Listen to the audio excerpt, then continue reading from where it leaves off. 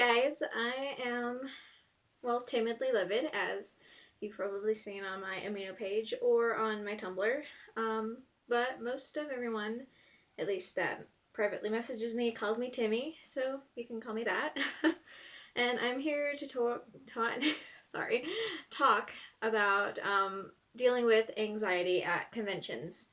It's something that a lot of my friends have asked me about quite a bit, and for some people who have gotten to know me at cons, have like you've seen, if you've met me at a con, you know how it's hard to explain how it's nervous, but I'm very upbeat. I'm more talkative, if anything else.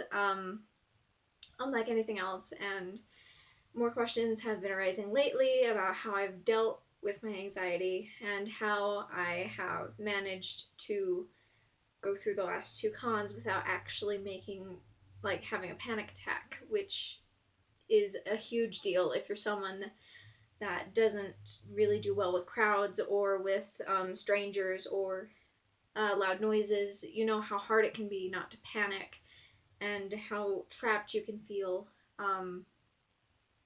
when you're in something like a convention and there's all this noise going around, there's all this stuff to look at, it's very overstimulating, and overall just very, very nerve-wracking in general.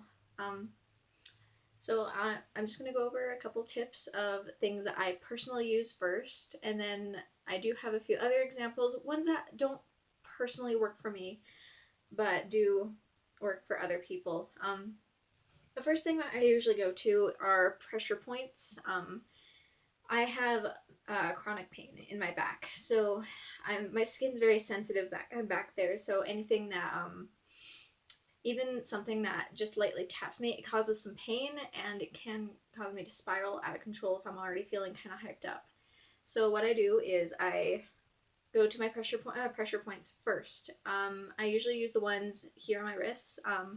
They're these. If you're a person that gets like a nervous stomach and it makes you kind of sick and very nauseous when you're anxious, then this might work for you. There are these things called C-bands. I couldn't find mine anywhere, which kind of sucked because I went to con the last weekend and it was kind of a mess, but it still works with just your fingers.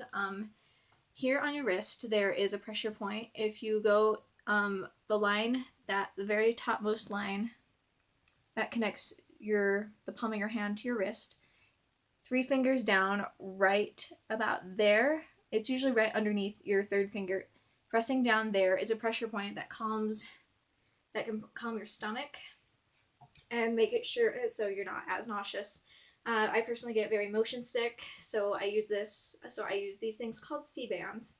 They're like this, it's like an elastic kind of bracelet that you put on the pressure point. It's got like this little like round ball bead thing that presses down on that pressure point, and it actually makes it so you're not nauseous. People use it for if they're going on long road trips, if they're going on cruises. I use mine every time that I'm going like to an event and I'm pretty nervous. I use it every time I'm in the car.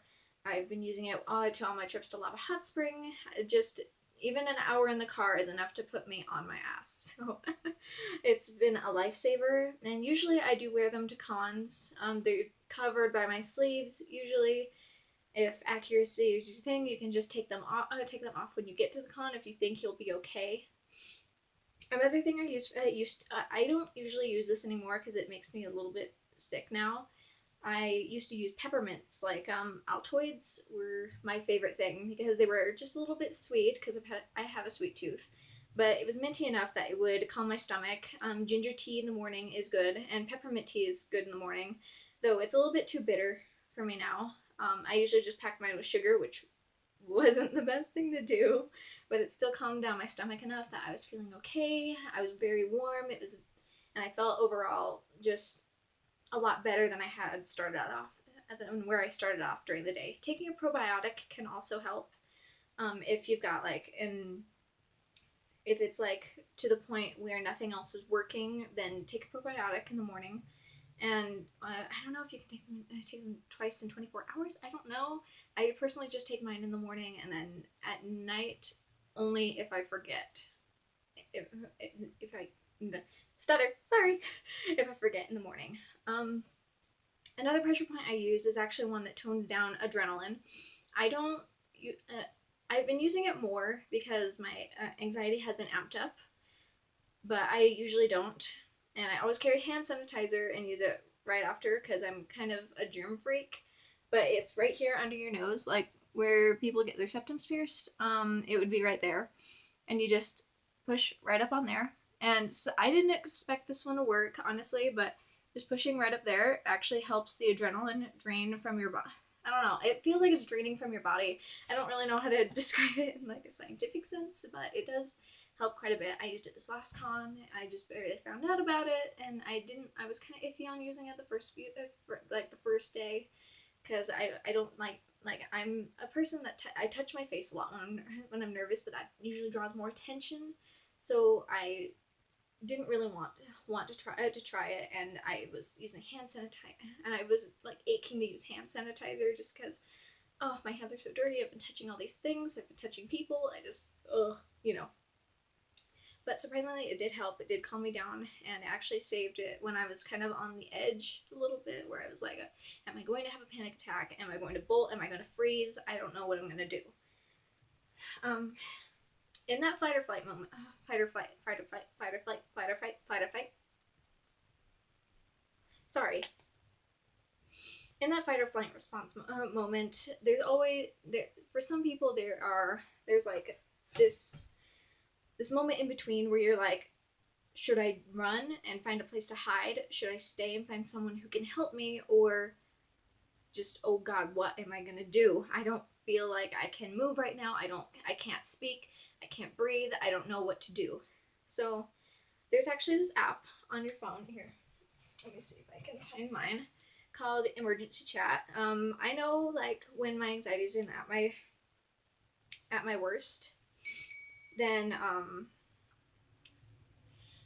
I have a tendency to just shut down. It's almost scarier because I don't hyperventilate. I don't, like, the voice in my head that is very, very calm, but I can't move. I'm forcing myself to breathe, but I'm not hyperventilating, and there's sometimes where I'm shaking, sometimes I black out. It can be very, very terrifying to be used to running away and having that response to shake and cry and call out for help, but then being not able to do those things. So I actually downloaded this thing called Emergency App. I'm hoping this will pick up, but it's that little blue icon right there, and when you click on it, it comes to a page. That's backwards for you guys, but mine is set for panic attack, and you just type in.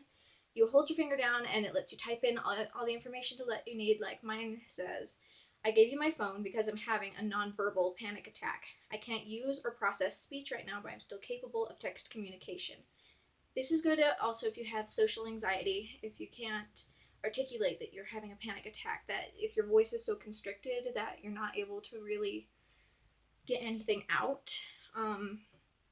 And especially if you're one of those people like I am, that I try to block out everything, and it makes it harder for me to understand what other people who are trying to help me are saying. It basically gives a standby of everything to do, not to touch me, to ask to touch me if they need to lead me anywhere, because normally I can't move by myself when I'm in that state. So if they need to lead me, they usually type something in. They ask if they can touch my hands or put an arm on my shoulder, and it works out, and I'm able to get to a safe place that way. It also has an emergency contact just in case I want someone to come pick me up. Mine is personally my mom, because my mom is my con buddy, as a lot of you know. And that kind of leads me into my next topic, is having a good person to go to cons with you. That's kind of familiar with your anxiety, is familiar with recognizing how you are with your anxiety. Like I personally go with my mom, because though my friends I do have friends that know quite a lot about my anxiety, that are kind of used to some of the moods that I get in because of it, but usually my mom can tell the actual signs of, oh my gosh, I'm gonna panic, I'm not able to, I don't know if I can be here in this space right now, and she's able to calm me down enough that we can go sit down and just have some quiet time so I can put my earphones in, block everything out, and just center myself. It can be really reassuring to have someone with you like that, because then they know like if you're latching onto them, if you need help or not, and they'll be able to read you a lot better than someone else might. Sorry, my cat is sorry, I think that was my cat. It can be really reassuring if you're not quite comfortable with your friends, or even people that you've met at the con, to tell them if you're having a panic attack or not. And it can be a very calming experience for it. That's pretty much everything that I do. Pressure points and auditory blockage. How do I word that? But like putting my earphones in and just taking a minute to breathe, or doing breathing exercises, are what helps me the most. With my breathing exercises, I usually do doubles. Like if I'm hyperventilating and I can't really calm down, and I try to do, for instance, I go to 4. I go in 1, 2, 3, 4, and then out, not as quickly as I've been going, but just a little bit slower. 1, 2. Then I go to 6. I go in 1, 2, 3, 4, 5, 6, then out for 3. 1, 2, 3. Then I go out, and then I stick at 8, because 8 is where you want to get to. I go in for 1, 2, 3, 4, 5, 6, 7, 8. 1, 2, 3, 4, going back down. And it can be so relaxing just to have that moment to yourself. Close your eyes, you're hearing something very relaxing, and you're just breathing in everything that's overwhelming, and then breathing out and getting rid of it. And for some people, they like to do visualization with this. Personally, for me, I don't, because it just gives me something else to worry about. But I know some people that use they like the look of waves. So they go. I don't know how to do it, because I don't do it. It just doesn't work for me. Or like pulses. Some people like they'll imagine in their minds like a color pulse going in and out and in and out. Personally, that doesn't work for me, but it can be very relaxing. Like if you have like a nighttime, nature sounds, if you put your earphones in, you close your eyes, and you imagine like an ocean, or a nice calming river, or like the forest at night. I don't know. I do that more at night when I'm having anxiety, because it helps me sleep. But for cons where everything is already kind of hectic and I'm already kind of overstimulated, I don't really like doing that. I like to knock out as much as I can, so I close my eyes, I don't let anything touch me, and I just listen and I breathe. And that's mostly what calms me down the most in the event of a panic attack. If you think you're building up to one, and you're kind of psyching yourself out, like, oh my god, I don't know what to do, there's all these things, it's all touching me, there's all this sound, I don't know if I can handle this, I don't know what I'm doing, I feel so trapped right now. You're kind of in that in-between stage where it's like it's kind of bubbling up, and I like to call it a roller coaster, when you're like at the very top of that roller coaster, and it kind of sways back and forth and back, and it jerks, and it's just like a wave, and it's like pushing into your gut. Like, if I don't do something now, I'm going to build up and I'm going to panic.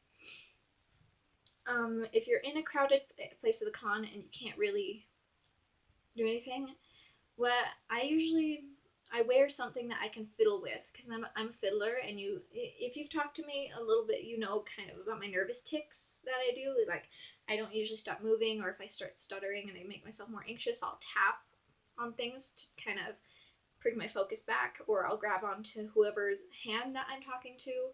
If it's someone I know and I'm allowed to touch them, then that's something that I do. I grab on and I look them in the eye, and I'm able to kind of calm myself down enough, have a nice conversation.